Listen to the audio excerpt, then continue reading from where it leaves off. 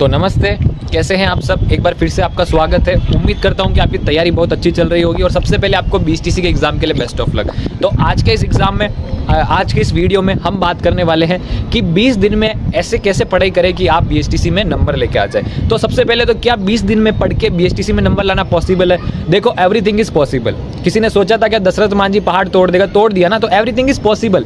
पर देखो, आपको एक फैक्ट बताता हूँ। एक रिसेंट स्टडी में एक फैक्ट आया है कि कोई भी एग्जाम में जो स्टूडेंट बैठते हैं ना, उसमें 100 में से 5 स्टूडेंट ऐसे होते हैं जो लास्ट मौके पे पढ़ते हैं, मतलब 20 दिन पहले, महीने पहले पढ़ते हैं और तो भी वो क्लियर कर जाते हैं। 5 स्टूडेंट ऐसे होते हैं और 5 स्टूडेंट ऐसे होते हैं जो एग्जाम से 2 साल पहले, 1 साल पहले ही पढ़ने लग जाते हैं। मतलब दोनों तरह के स्टूडेंट होते हैं। तो 5 तरह के, या आप इस वाले 5 में हो या उस वाले 5 में हो, आप दोनों में निकाल सकते हो। और बीच वाले में सब वो है जो बीच से करते रहते हैं, वो सब है ही है। तो मैं क्या कहना चाह रहा हूँ, आप समझ चुके होंगे कि आप निकाल सकते हो। पर उसके लिए क्या है कि आपको पढ़ाई करनी पड़ेगी, 10-12 घंटे पढ़ना पड़ेगा, मेहनत करनी पड़ेगी, है ना। अभी बीएसटीसी के एग्जाम तक आपको सब चीज़ें भूलनी पड़ेगी। तो देखो, मैं इस पे क्यों बात कर सकता हूँ, क्योंकि मैंने भी बीएसटीसी 2024 का पेपर दिया था और मेरे 507 नंबर आए थे।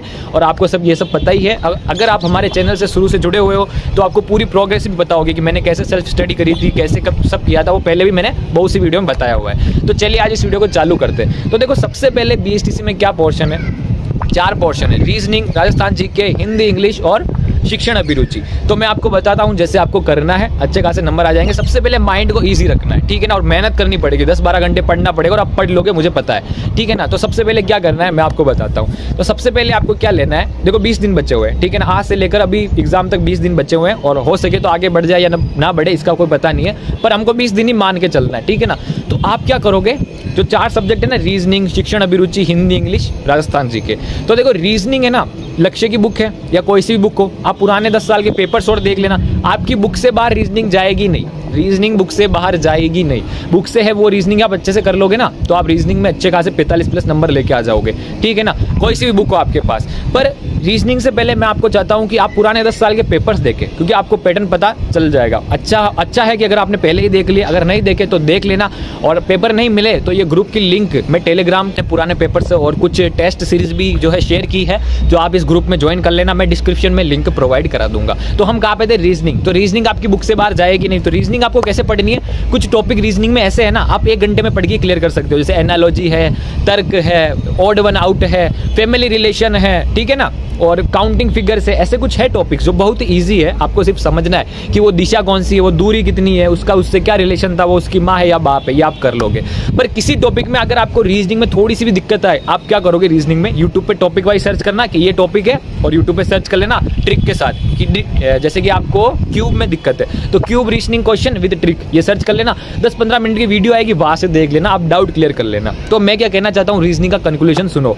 आप रीजनिंग को रोज साथ लेके चलोगे। सबसे पहले आप रीजनिंग को टॉपिक वाइज पढ़ोगे, 7-8 दिन में खत्म हो जाएगी। फिर आप 7-8 दिन में टॉपिक वाइज पढ़ने के बाद आपको जो भी कोई डाउट हो, यूट्यूब से वीडियो देख के क्लियर कर लेना। वो क्लियर करने के बाद आपको रीजनिंग छोड़नी नहीं है, आपको रीजनिंग की रोज प्रैक्टिस करते रहना है, ठीक है ना। जितने हो सके रीजनिंग के क्वेश्चन देखना है, बुक से देखो, पुराने 10 साल के देखो, या कहीं से टेस्ट सीरीज लेके देखो, रीजनिंग के क्वेश्चन देखना है। अगर आप रीजनिंग की देखो 7-8 दिन में तो आप रीजनिंग के टॉपिक क्लियर कर लोगे। फिर बाकी दिनों में आप क्या है, रीजनिंग की प्रैक्टिस चलने देना, दिन में 1 घंटा 1.5 घंटा आपके हिसाब से, टाइम टेबल के हिसाब से, ठीक है ना। तो रीजनिंग तो आपकी ऐसे कंप्लीट हो जाएगी।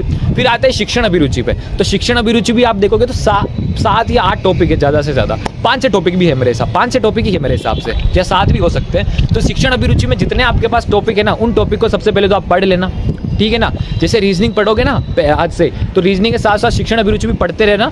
जो टॉपिक है आपके 7-8 दिन में क्लियर हो जाएंगे। 7-8 दिन में टॉपिक क्लियर करने के बाद आप क्या करोगे, अच्छे से क्लियर करना। कहीं पे कोई डाउट हो तो ये भी यूट्यूब पे देख लेना, डाउट क्लियर हो जाएंगे। और यूट्यूब पे फिर अगर कहीं पे शिक्षण अभिरुचि के यूट्यूब पे क्वेश्चन देख रहे हो ना, तो 2x पे चला के देखना, 3x पे चला के देखना। क्योंकि क्या होता है कि वो बहुत सी बार बीच में बहुत सी चीज़ें फालतू बोलते हैं जो हमारे काम की नहीं हो। और अभी आपके पास समय कम है तो स्मार्ट स्टडी करनी है। तो स्मार्ट स्टडी यही है कि मैराथन देखो अगर किसी यूट्यूब चैनल से, तो 2x पे चला के देखना और वहाँ से भी अपने डाउट क्लियर करते चलना। तो शिक्षण अभिरुचि के आप पुराने पेपर्स देख लेना, फिर जो टॉपिक वाइज है वो पढ़ के अच्छे से क्लियर कर लेना। उसके बाद आप क्या करोगे, आपको थ्योरी पे शिक्षण अभिरुचि के वापस नहीं जाना है, रोज क्वेश्चन देखना है शिक्षण अभिरुचि के, जितने हो चुके क्वेश्चन देखना। और किसी क्वेश्चन में डाउट आ जाए ना कि हाँ यहाँ पे डाउट आ रहा है, तो उस डाउट को क्लियर करना और पुराने पेपर्स भी देख लेना और शिक्षण अभिरुचि भी रोज ऐसे चलने देना। शिक्षण अभिरुचि भी हो जाएगी आपकी।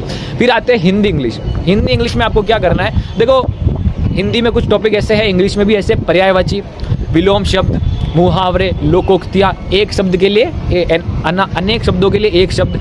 तो ये टॉपिक्स क्या है कि आप जितना भी पढ़ लोगे तो भी बाहर से आ सकता है। तो मैं ये कहना चाहता हूँ, इनमें ज़्यादा टाइम मत गंवाना समझने में, करने में। आप इनमें क्या करोगे, जितने हो सके उतने एग्जाम्पल पढ़ लेना, जो पिछले एग्जाम में आए हो, कहीं से टेस्ट सीरीज ले रहे हो उसमें हो, या बुक में जितने एग्जाम्पल हो उनको एक बार पढ़ लेना, ठीक है ना। रट्टा मारने की जरूरत नहीं, पढ़ लेना, ऐसे पढ़ना कि एग्जाम में आए और आपको आंसर क्लिक हो जाए। तो हिंदी इंग्लिश भी आप रोज साथ साथ चलने देना।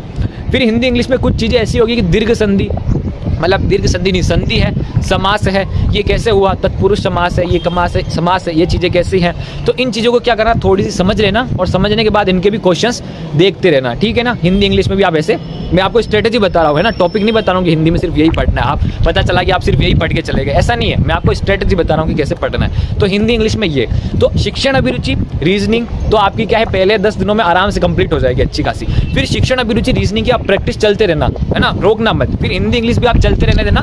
फिर हिंदी इंग्लिश के साथ साथ आप राजस्थान जीके भी रोज थोड़ी चलते रहने देना। अब राजस्थान जीके कैसे करोगे, तो सुनना, राजस्थान जीके बीएसटीसी में इतना हार्ड नहीं आता है, मैं आपको क्या कह रहा हूँ। राजस्थान जीके के पुराने 10 साल के पेपर देख लेना, पुराने 10 साल के पेपर देखोगे, फिर जहाँ से टेस्ट सीरीज ले लेना कहीं से, क्योंकि देखो हमको तो एग्जाम पास करना है, टेस्ट सीरीज के पैसे क्यों देख रहे हो, इतने पैसे तो फॉर्म में लगा दिए, बुक में लगा दिया, अब टेस्ट सीरीज क्या चीज़ है, तो कहीं से ले लेना, है ना। राजस्थान जीके के जितने हो सके उतने क्वेश्चंस भी देखना, और थ्योरी भी पढ़ते रहना। थ्योरी कैसे पढ़ना मैं आपको बताता हूँ। जैसे आप नदी अपवाह तंत्र वाला आपने टॉपिक खोला है बुक में, तो क्या करना, उसको जो इंपॉर्टेंट चीज़ें हो ना वहाँ पे पढ़ लेना, कि कौन सी नदी कहाँ से निकली है, किस नदी का क्या उपनाम है, कौन सी नदी पे क्या बांध है, ऐसी इंपॉर्टेंट चीज़ आप पढ़ लेना।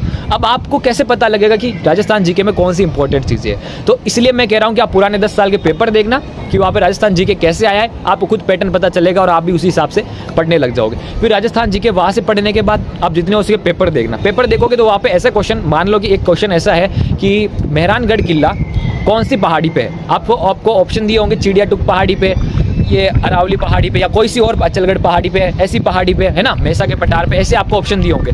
तो आपको ऑप्शन तो आंसर तो यहाँ पे पता है कि मेहरानगढ़ कौन से, चिड़िया टुक पहाड़ी पे, पर आप ये भी सोचना कि मेसा के पठार पे कौन सा किला है, इन वाले पहाड़ियों पे कौन सा किला है, वो भी ऐसे डाउट क्लियर करते हुए चलना। तो जीके को भी आप ऐसे पढ़ लोगे।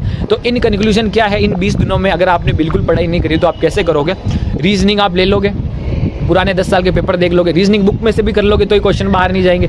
पर रीजनिंग में क्या करोगे, आप जो टॉपिक है कोई समझ में नहीं आया ना, फटाफट से यूट्यूब पे वीडियो देख लेना, क्लियर कर लेना उसको। क्लियर करने के बाद आप क्या करोगे, उसकी प्रैक्टिस चलते रहने देना रीजनिंग खत्म होने के बाद। और शिक्षण अभिरुचि में मैंने आपको बता दिया क्या करना है, साथ में चलते रहने देना है। जब टॉपिक खत्म हो जाए, क्वेश्चन पे क्वेश्चन देखते रहना, क्वेश्चन पे क्वेश्चन देखते रहना। टेस्ट सीरीज ले लेना, यूट्यूब पे मैराथन को 2x पे चला के देख लेना, वहाँ से देखते रहना, है ना। टाइम को आप थोड़ा सा स्मार्ट स्टडी में अपने हिसाब से टाइम टेबल बनाना।